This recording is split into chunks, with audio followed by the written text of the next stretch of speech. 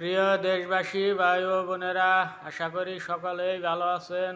আলহামদুলিল্লাহ, আমিও ভালো আছি। বরাবরের মতো ভিডিও নিয়ে আসলাম। আজকের আলোচনা হইল বাংলাদেশের রাজনীতি নিয়ে। যাই হোক, সামনে নির্বাচন। মনে করছিলাম জামাত ইসলাম 11 অথবা 12 জোট নিয়ে যে নির্বাচনে অংশগ্রহণ করতেছে, ইনশাল্লাহ বাংলাদেশে ন্যায় বিচার প্রতিষ্ঠিত হব। কিন্তু আজকে খবরে দেখলাম যে এই 11 দল কি 12 দলের জোটের মধ্যে হয়তো ফাটল ধরার সম্ভাবনা শোনা যাইতেছে। তে যে দলের বেশি সম্ভাবনা মানে সইরা দাঁড়াবার চাইতেছে, সে দল হইল বাংলাদেশ খেলাফত ইসলাম না কি যাই হোক, বাংলাদেশ আন্দোলন না কি যাই হোক, ওই চরমনাই হিসাব ওই দলটা সইরা যাওয়ানোর সম্ভাবনা। সে 100 আসন চাইতেছে। আমি চরমনাই রিভলভার চাই, হে হয়তো পিসাব মুফতি মাওলানা হাফেজ, যাই হোক আমি মুন্সি মাওলানাদের পছন্দ করি।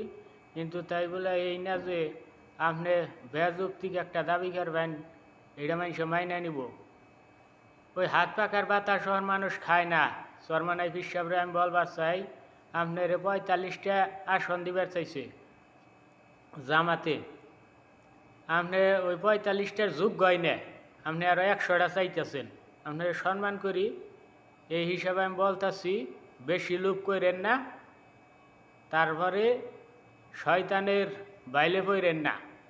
আপনি যদি একা নির্বাচন করেন, আমার মনে হয় একটা আসনও আপনি পাবেন না। ইতিমধ্যে আগে যে নির্বাচন করছে চরমনাই পিসাবই তো এমপিও বাহারে নাই, অন্য কোনো প্রার্থী তো দূরস্থান, তার দলের লোক।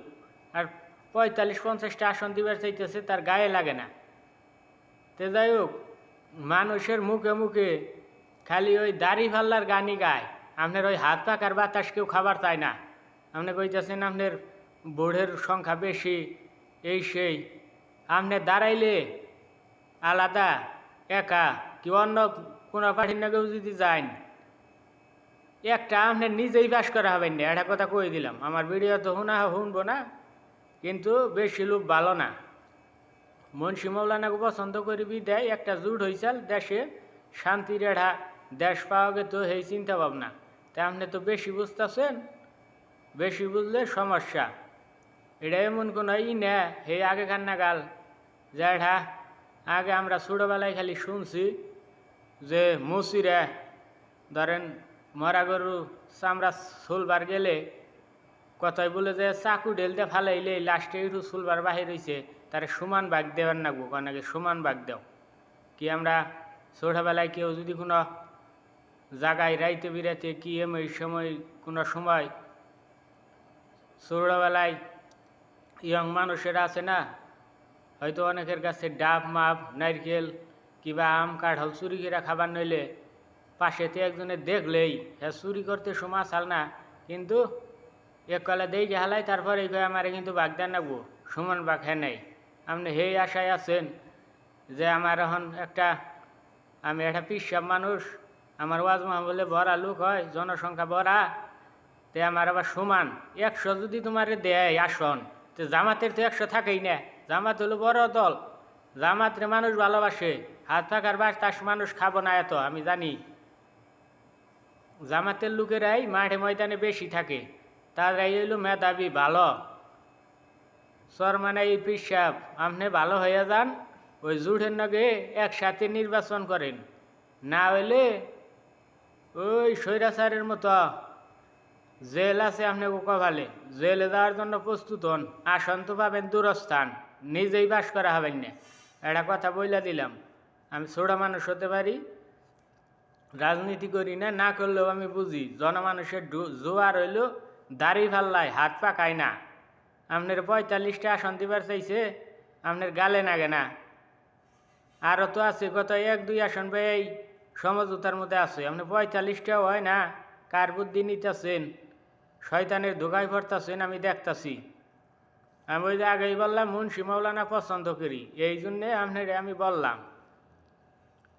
প্রিয় দেশবাসী, আমার কথাটা যুক্তিসঙ্গত কিনা আপনারা আমারে কমেন্টের মাধ্যমে জানাবেন।